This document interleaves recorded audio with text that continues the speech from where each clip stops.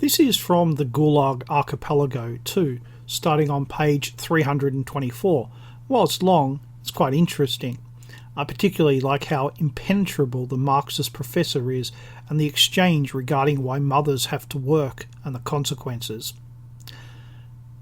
Quote, "My friend Pannon are lying on the middle shelf of a Stolypin compartment and have set ourselves up comfortably, tucking our salt herrings into our pockets so we don't need water and can go to sleep. But at some station or other they shove into our compartment a Marxist scholar. We can even tell this from the goatee and spectacles. He doesn't hide the fact he is a former professor of the Communist Academy. We hang head down in the square cutout, and from his first words he is impenetrable. But we have been serving time for a long while, and have a long time left to serve, and we value a merry joke. We must climb down to have a bit of fun. There is ample space in the compartment, and so we exchange places with someone and crowd in. Hello, hello. You're not too crowded? No, it's all right. Have you been in the jug a long time? Long enough. Are you past the halfway mark? Just. Look over there, how poverty-stricken our villages are, straw-thatched, crooked huts, an inheritance from the Tsarist regime. Well, but we've already had 30 Soviet years. That's an insignificant period historically.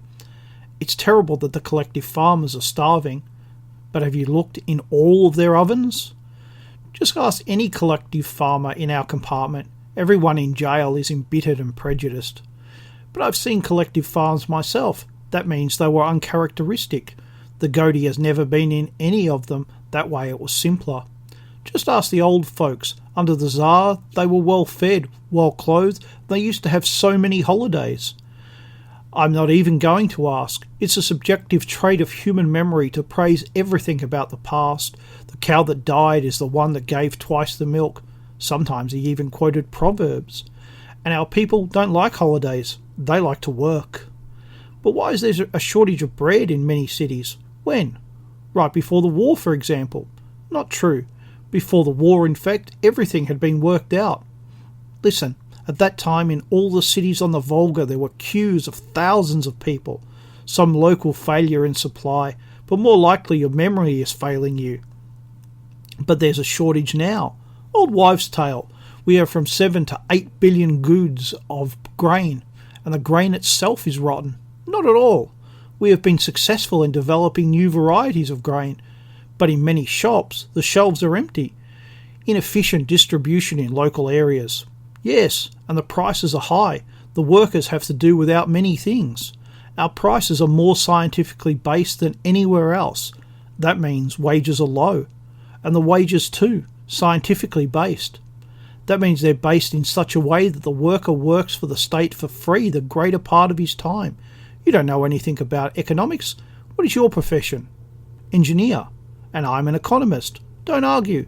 Surplus value is even impossible here.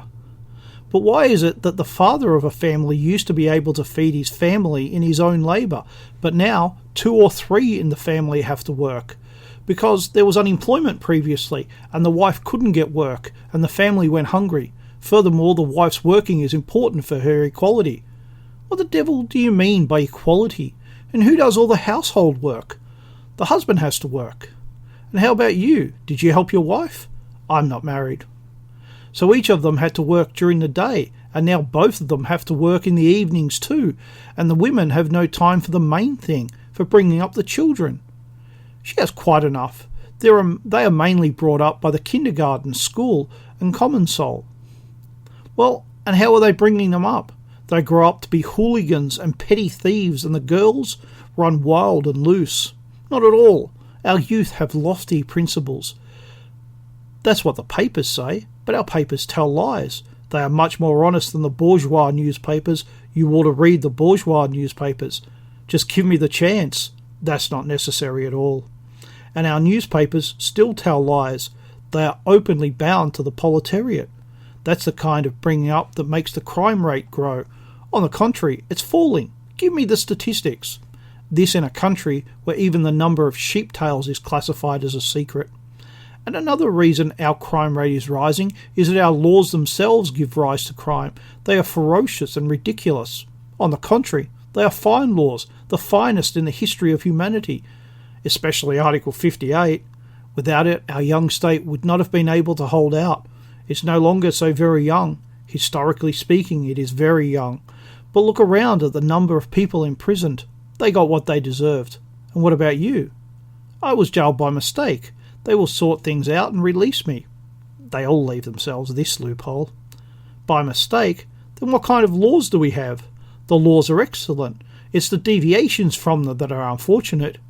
Everywhere there is graft, bribes, corruption. We have to intensify our communist upbringing, and so forth. He is impenetrable. He speaks in a language which requires no effort of mine, and arguing with him is like walking through a desert. It's about people like this that we say he made the rounds of all the smithies and came home unshod, and when they write his obituaries, perished tragically during the period of the cults. This should be corrected to read, perished comically. As I read this, I keep thinking about when I've spoken to liberals. The same pat answers, the same common phrases over and over again, the same blind obedience to equality, without any thought of the cost. He speaks in a language which requires no effort of mine. Exactly.